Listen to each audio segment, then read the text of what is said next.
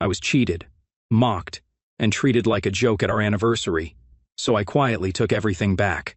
I still remember the exact moment I met Olivia Carter 3 years ago, like it was yesterday.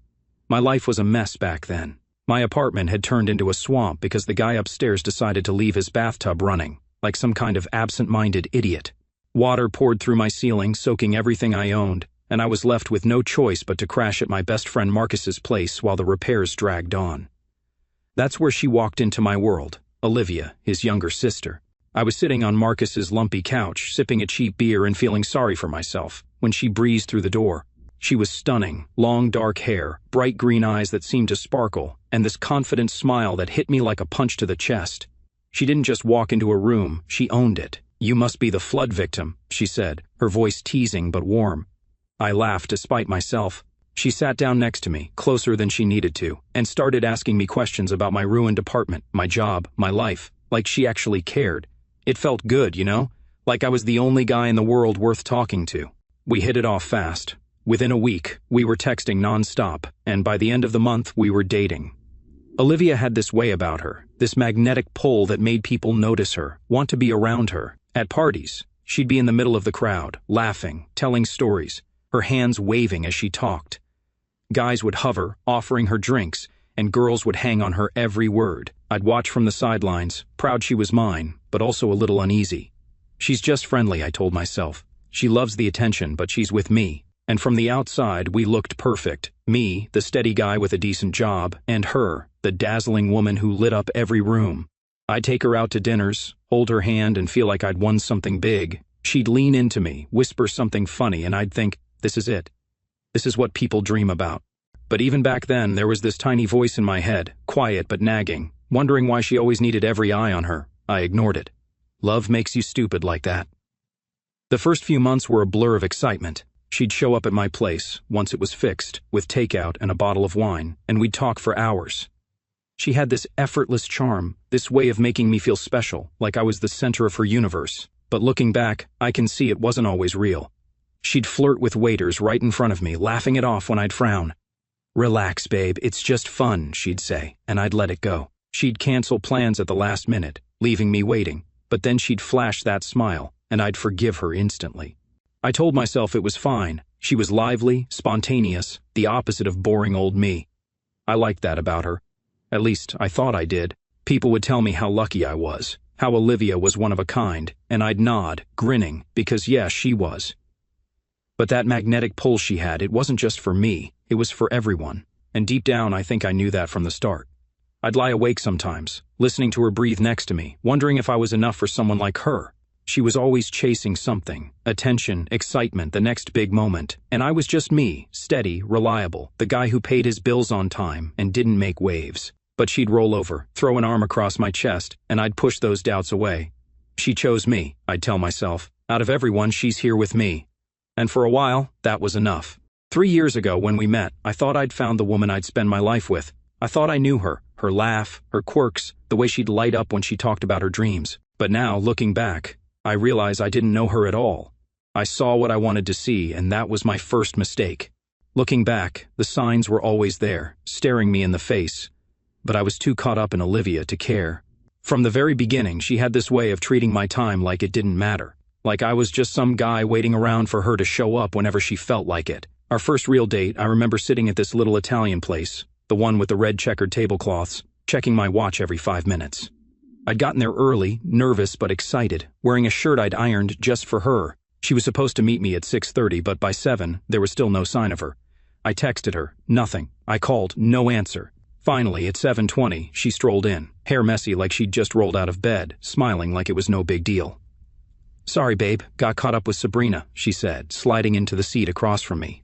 I wanted to be mad, but then she reached over, squeezed my hand, and started talking about her day like nothing was wrong. I let it slide. Love is about compromise, I told myself, sipping my water and nodding along. But it wasn't just that one time. She was late for everything, dinners, movies, even my birthday party once. And every time I'd wait, feeling like an idiot. But I'd forgive her because I didn't want to lose her. Then there was her job situation, which should have been a giant red flag waving right in front of me. Olivia worked in marketing, or at least she tried to. She'd get hired somewhere, all excited about the creative energy or whatever, but it never lasted. 3 months here, 4 months there, and then she'd be out. She'd come home ranting about how her boss was a total jerk who didn't get her vision, or she'd quit because the job wasn't appreciating her talent. I'd sit there on the couch, listening to her pace around our apartment, her voice getting louder as she trashed whoever she'd just walked away from.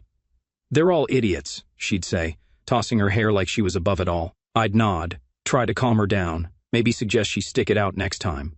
"You don't understand," she'd snap, and I'd back off. Once she got fired for missing a big deadline. She blamed it on her team, said they sabotaged her. I wanted to ask how that made sense, but I didn't. I just paid the rent that month when her half didn't show up. Red flag? Sure. Did I ignore it? You bet I did. The worst part, though, was how she talked about people. Everyone, all the time. She'd send me these long text rants about her life, and half of them were her tearing into someone behind their back. Her best friend, Sabrina? An insecure loser who's jealous of me, she'd type, her words sharp even through the screen. Her parents? Lazy nobodies who never made anything of themselves, she'd say, laughing like it was a joke. Her old bosses, her coworkers, even random strangers, she had something mean to say about all of them. I'd read those messages late at night, my phone glowing in the dark, and feel this twist in my gut. She's just venting, I'd tell myself, scrolling past the venom. But deep down, I knew it wasn't normal. I'd catch her smiling at Sabrina's face one day, hugging her like they were sisters, then trashing her to me the next. It was like she had two sides. One she showed the world, and one she let slip when she thought no one important was listening. I should have realized then that if she talked about them like that, she was probably saying the same about me when I wasn't around.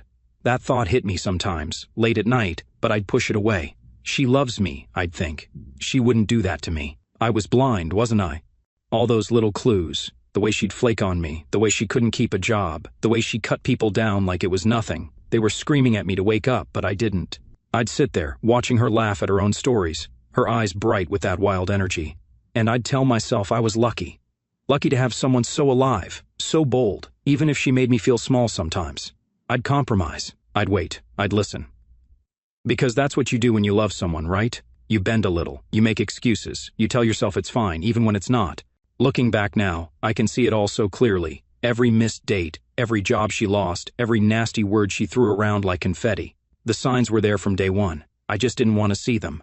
By our second year together, I started noticing how much Olivia's lifestyle was digging into my wallet, and honestly, it was my own fault for letting it happen. She had these expensive tastes, stuff I never even thought about before her. Designer bags with names I couldn't pronounce, dinners at restaurants where the menu didn't even list prices, last-minute weekend trips to places with white sand and blue water. At first, it was exciting. She'd pull me into her world, all flashy and fun, and I'd feel like I was part of something bigger. But then the bills started piling up, and I realized I was the one footing them. I had a steady job, nothing fancy, just a desk gig that paid the rent and kept the lights on. But Olivia? Her money came and went like a breeze. She'd blow whatever she made on clothes or nights out, then turn to me with those big green eyes and say, "Babe, can you cover this one? I'll get you back." I always said yes. I was the responsible one, the guy who didn't let things fall apart, so I picked up the slack. I told myself it was temporary, that she'd figure it out eventually, but she never did. Then came the car situation, and that's when I really should have put my foot down. Olivia had this dream, she'd talk about it all the time, of owning a Mercedes-Benz C-Class. She'd show me pictures on her phone, silver and sleek, her voice getting all dreamy. "It's not just a car," she'd say, "it's a statement." Her old beater, this rusty sedan that coughed every time she started it, finally gave out one rainy afternoon. I was at work when she called me, practically in tears. "It's dead, babe. I'm stranded. What am I supposed to do?" I told her we'd figure it out, maybe get something used but reliable. But she had her heart set on that Mercedes. Next thing I know, we're at the dealership, her practically bouncing as she ran her fingers over the hood of this shiny new car. "This is it," she said, grinning at me. "This is the one." I looked at the price tag. Way more than she could ever afford, and honestly, more than I wanted to deal with. But she kept going. "I need this, babe. It'll make me feel good about myself." "You want me to be happy, right?" She leaned into me, her voice soft, and I caved. We worked out a loan, but her credit was shot from all those missed payments on random stuff she'd bought over the years. So I co-signed it. Worse, I started helping with the monthly payments because her new job wasn't covering it yet. "Once I land something stable, I'll pay you back," she promised, sitting across from me at our tiny kitchen table. She looked so serious, her hands wrapped around a coffee mug, and I believed her. I wanted to believe her. I'd nod and say, "Okay, no rush," even though my bank account was starting to feel the squeeze. Rent, groceries, my own car, now hers too. I'd stay up late sometimes, staring at my laptop, moving numbers around to make it all work. She'd be asleep in the next room, not a care in the world, while I wondered how long I could keep this up. It wasn't just the money, it was the way she acted like it was normal, like I owed her this life she couldn't pay for. She'd come home with a new handbag, some leather thing that cost more than my rent, and I'd ask, "How'd you swing that?" She'd laugh, twirl it around, and say, "Don't worry about it, babe. It's an investment." An investment in what? I never got a straight answer. But I'd smile, kiss her forehead, and let it go. Because fighting about it felt harder than just dealing with it. I started cutting corners in my own life to keep hers going. No more lunches out with the guys from work, just a sandwich from home. No new clothes for me, even when my shoes started wearing thin. Meanwhile, she'd be posting pictures online, posing with that Mercedes or sipping cocktails at some rooftop bar, looking like she had it all together. People would comment, goals or living the dream, and I'd feel this weird mix of pride and panic. Pride because she was mine. Panic because I was drowning trying to hold her up. I'd tell myself it was love, that this was what you do for someone you care about. But every time I swiped my card for her, every time I said yes when I wanted to say no, I felt a little piece of myself slip away. She promised she'd pay me back, and I clung to that like a lifeline. 2 years in, and I was still waiting. Our third anniversary was supposed to be the night everything came together, a chance to celebrate us after all the ups and downs. I'd been planning it for weeks, wanting to make it special for Olivia because she always said I wasn't romantic enough. I picked La Rêve, this fancy restaurant she'd been dying to try. White tablecloths, dim lights, the kind of place where they charge you just to breathe the air. I made the reservation a month ahead, saved up extra from my paycheck to cover it, even got a fresh haircut the day before. I put on that dark blue suit she once said made me look dangerously handsome, checked myself in the mirror, and felt pretty good about it. I got to the restaurant at 7 sharp, right on time, my stomach flipping with nerves and excitement. The host led me to a table, a little spot by the window with a view of the city lights, and I sat down, picturing her walking in, smiling at me like she used to. I couldn't wait to see her face when she saw how much effort I'd put in. By 7:30, she still wasn't there. I pulled out my phone, sent her a quick text, "Hey, you on your way?" and set it face down on the table. No big deal, I thought. She's always late. I sipped my water, watched the other couples laughing and clinking glasses, and told myself she'd show up soon. The waiter came by, asked if I wanted to order anything while I waited. "Not yet," I said, forcing a smile. "She'll be here any minute." But 8 rolled around, and still nothing. I called her straight to voicemail. Her cheery voice on the recording said, "Hey, it's Olivia. Leave a message." I hung up, my chest tightening. I stared at the empty chair across from me, the candle flickering between us, and felt that sinking feeling I couldn't shake. I should have left right then, grabbed my coat and walked out. But I didn't. I stayed, like some fool who couldn't admit the night was already falling apart. By 9, the waitstaff started giving me those looks. You know the ones, all soft eyes and pity, like I was some abandoned puppy.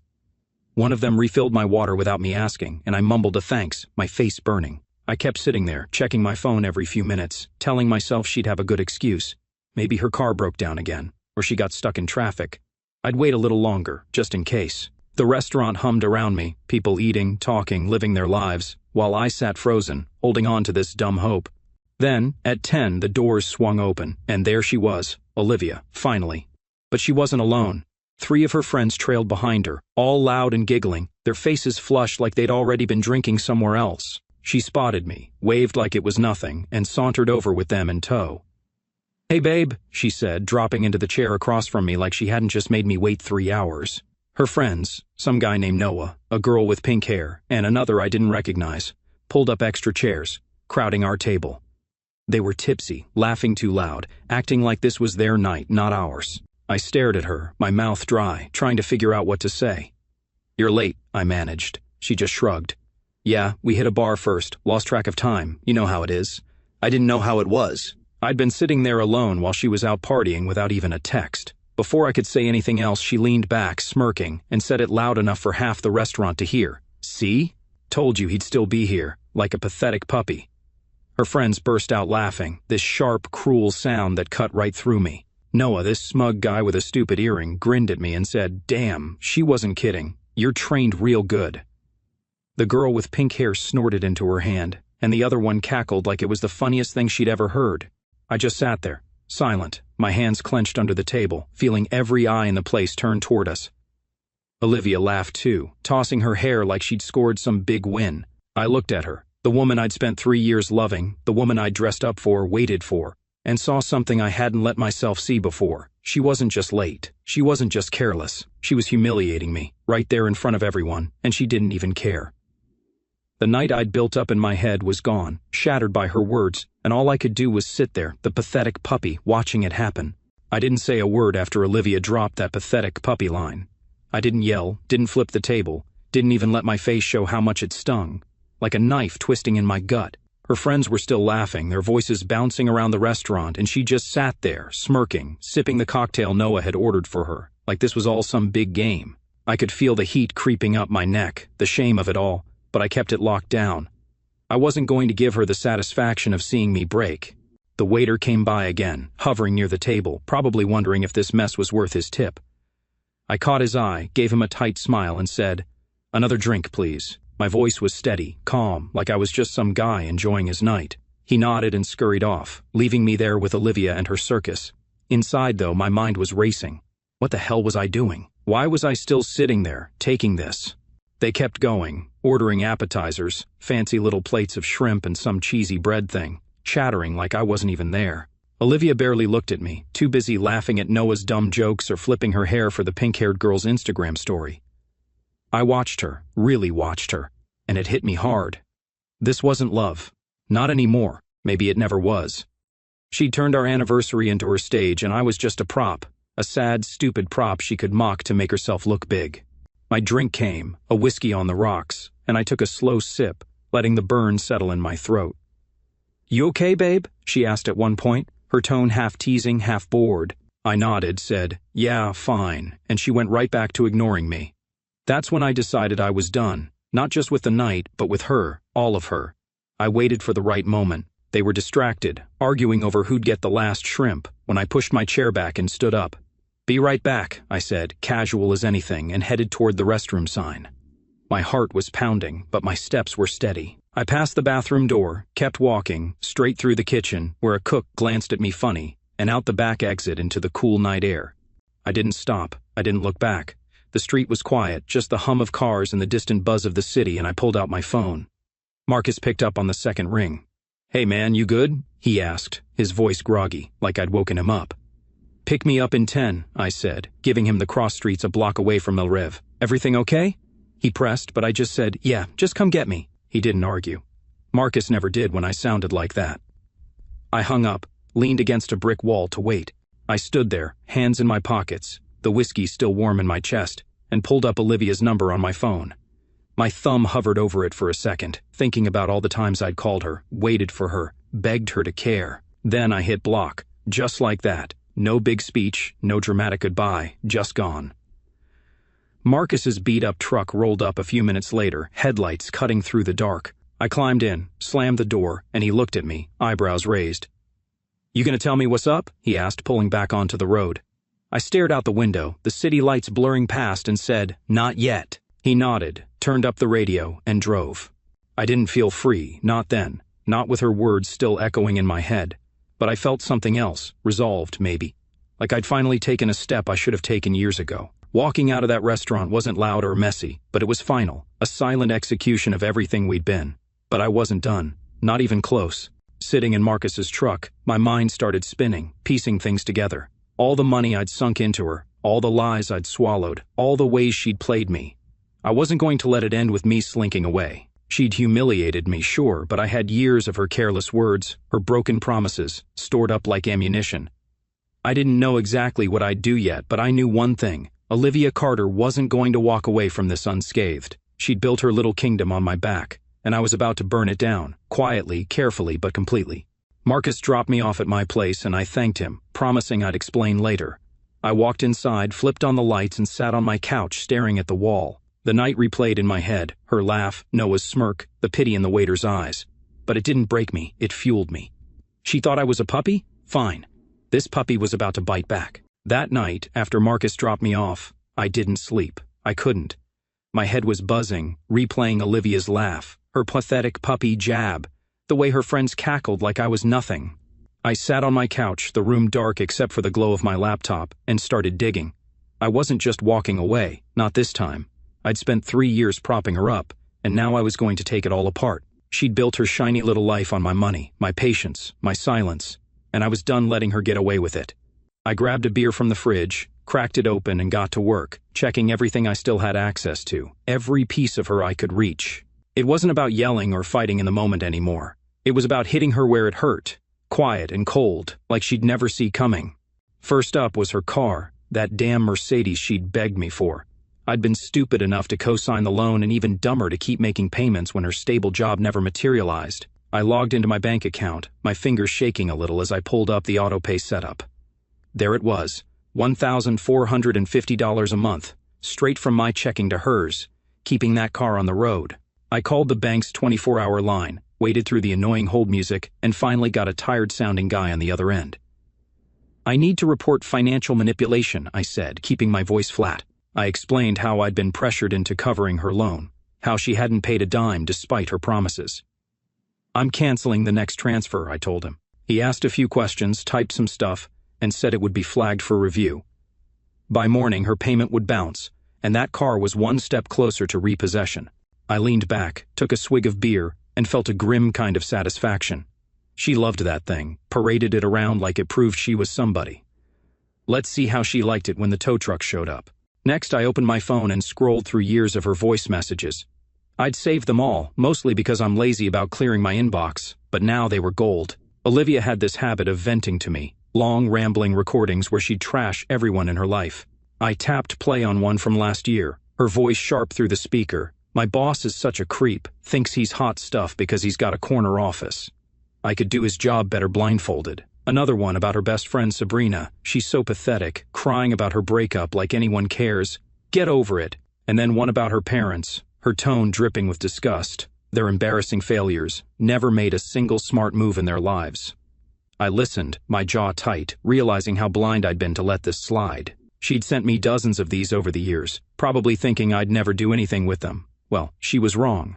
I plugged my phone into my laptop, copied every file, and saved them in a folder labeled Olivia's Truth. This was just the start. Then there was her work email. She'd used my laptop a few times when hers crashed, and lucky for me, she'd stayed logged in. I clicked into her inbox, half expecting it to be locked by now, but there it was. All her messages, right in front of me. Most of it was boring, marketing pitches, meeting invites.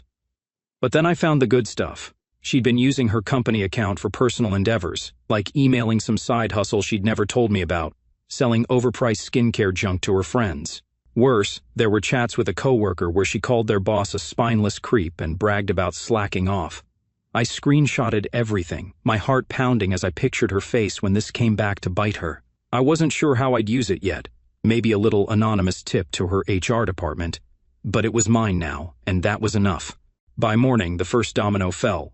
My phone buzzed at 6, Olivia calling from her number I'd already blocked. She must have realized the car payment didn't go through. I let it ring out, then watched as a text popped up from a random number. "Babe, what's going on with the car? Call me." I deleted it without answering. The bank would have notified her by now, and I could almost hear her panicking, pacing around her apartment, that perfect little world of hers starting to crack.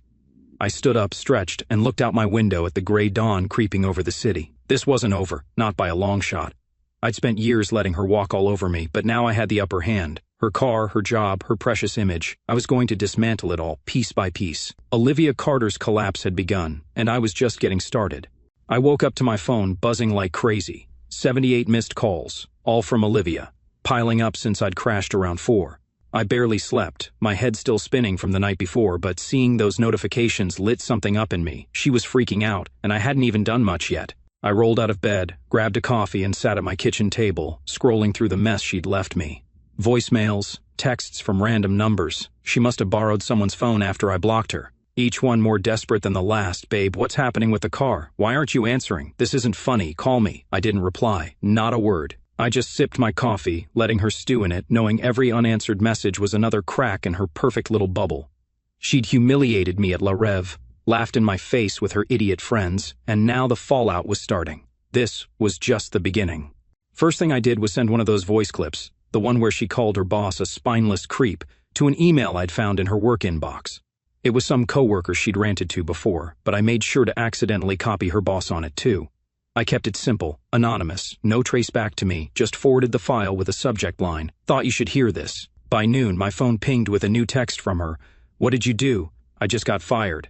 I could picture her, wide-eyed, yelling at her phone, maybe throwing something across her apartment. She'd been on thin ice at that job anyway. Always late, always complaining, and now she'd handed me the perfect push to tip her over. I didn't feel bad, not even a little. She'd spent years treating people like dirt, and I was just letting her own words catch up to her. I deleted the text and moved on. Next, I tackled her parents. They'd always been nice to me, invited me over for dinners, asked about my job, treated me like family. Olivia didn't deserve them, not with the way she talked behind their backs. I pulled up that voicemail where she called them embarrassing failures, attached it to a quick message. Hey, Mr. and Mrs. Carter, I think you should know what Olivia really thinks. And hit send from a burner email I'd set up. I didn't stick around to watch the explosion, but by 3, she texted again, from yet another number. My parents won't even talk to me now. What's wrong with you? I could hear her voice in my head, shrill and panicked, and it felt good, like I was finally taking back some of the power she'd stolen from me. Her parents were her safety net, the ones she'd run to when things got tough, and now that door was slamming shut. I tossed my phone on the couch and kept going. The car was the final blow that day. I'd already canceled the payment, and the bank didn't waste time. She must have gotten the official notice, late fees piling up, repossession looming. Because by late afternoon, she was blowing up my phone again. The bank says they're taking the car. You can't do this to me, she wrote. Then, baby, please. I need the car for work. Funny how she cared about work now that it was gone. I didn't answer, but I called the bank to double-check. The guy on the line confirmed it, one more missed payment, and they'd send the tow truck. It'd be gone by the end of the week.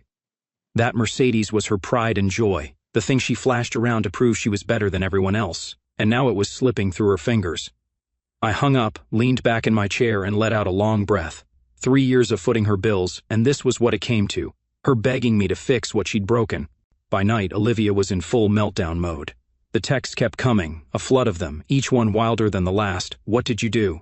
Baby, please, I was just joking at the restaurant. You're ruining my life over nothing. She was scrambling, trying every trick. Anger, guilt, that fake sweetness she used to pull me back in.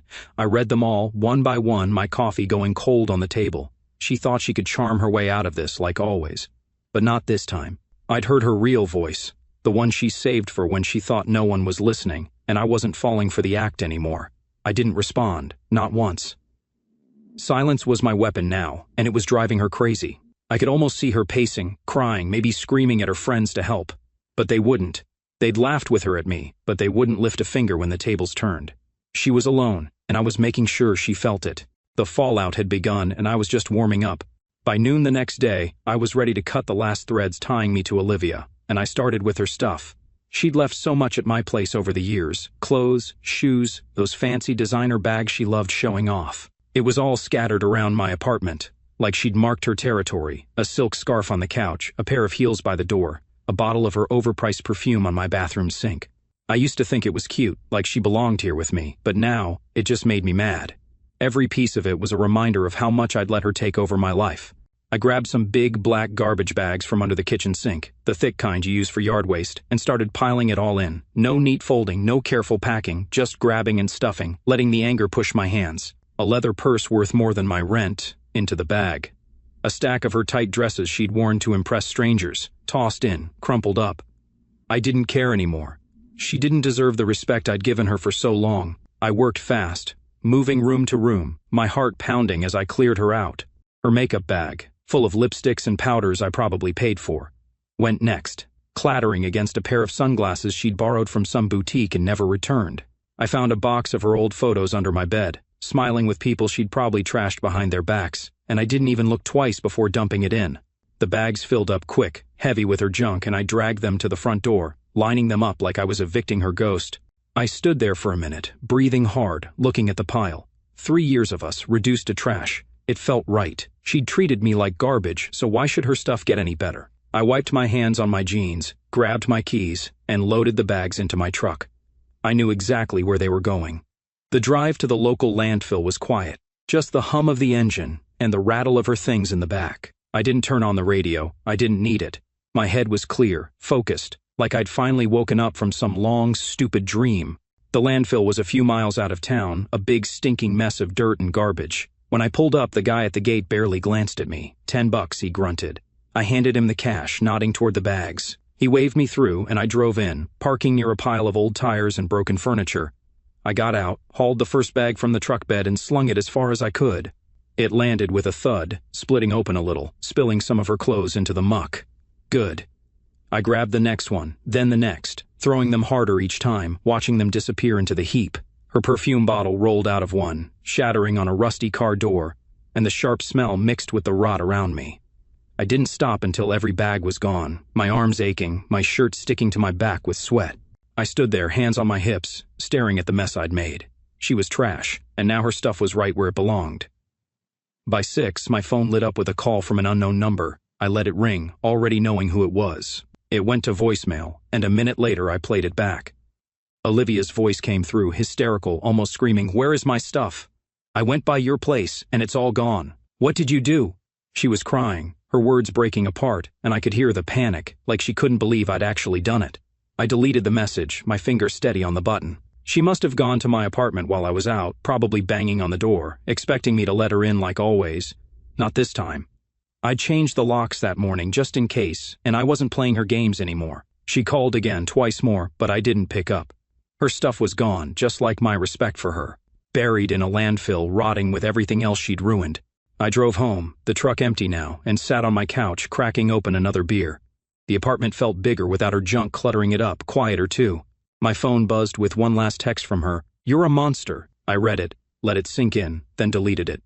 A monster? Maybe. But she'd made me one, step by step, with every lie, every laugh at my expense. I'd given her everything, my time, my money, my heart, and she'd thrown it back in my face. Now she was losing it all, and I wasn't going to feel sorry for her. She belonged with the trash, and I'd made damn sure she got there. Within a week, Olivia's whole world fell apart, and I watched it happen from a distance, feeling lighter with every piece that broke off. She had nothing left, no job, no car, no savings, no place to turn, and I'd helped make sure of it. That morning, after I dumped her stuff, I got a call from Marcus, his voice low and careful, like he was testing the waters. "Hey man, Olivia's been blowing up my phone," he said. "She's begging me to talk to you, says she's got nowhere to go. What's going on?" I leaned against my kitchen counter, staring at the coffee pot bubbling away, and told him the short version. How she'd humiliated me at La Rave, how I'd walked out, how I'd started unraveling her life.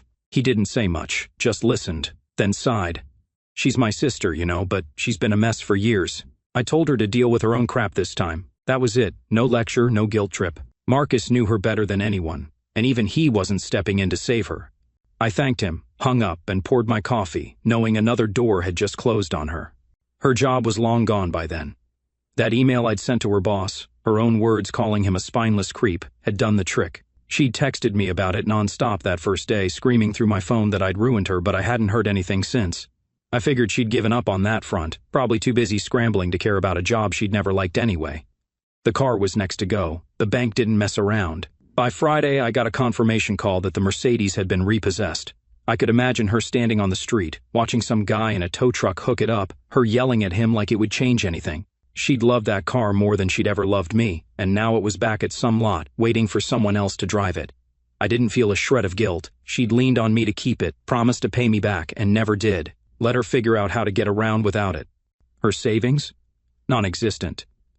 Olivia had always lived paycheck to paycheck, even when she had a paycheck, blowing it all on clothes, trips, whatever made her look good online. I'd seen her bank app once, back when we shared takeout and secrets. She had $12 in checking and a maxed-out credit card.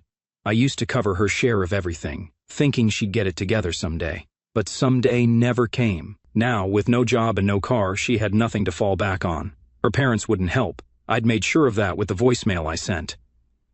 Marcus told me later they'd called her, furious, asking how she could say those things about them. She tried to explain it away, he said, but they weren't buying it. They're done with her, he told me over a beer that weekend. Told her she's on her own. I nodded, staring at the bottle in my hand, and felt another weight lift. She'd burned every bridge, and I'd handed her the matches. Meanwhile, I was getting my own life back, step by step. I canceled every joint account we'd had. Some streaming service she'd begged me to get, a gym membership she never used but I'd paid for. I called my landlord, got the locks changed officially, and even rearranged my furniture just to make the place feel like mine again. I stopped checking my phone every 5 minutes, waiting for her texts or calls. The silence was golden. No more begging, no more whining, just me in my own space. I started sleeping better, eating better, even smiling a little when I caught myself in the mirror. It wasn't joy, not yet, but it was relief. Like I'd been carrying her around on my back for years and finally dropped her off a cliff. I went out with Marcus that Saturday, just the two of us, and we talked about anything but her, football, work, some dumb movie we'd both seen. It felt normal, like I was a person again, not just Olivia's doormat. She was crashing hard, and I wasn't lifting a finger to stop it. Marcus said she'd been crashing on a friend's couch, Noah's maybe, that jerk from the restaurant, but even that wouldn't last. Her friends were the type who'd laugh with her when she was up but scatter when she was down. She'd begged Marcus to mediate, to fix this with me, but he'd shut her down cold. "You made your bed," he told her, and I could have hugged him for it. Olivia had nothing, no money, no wheels, no family, no me.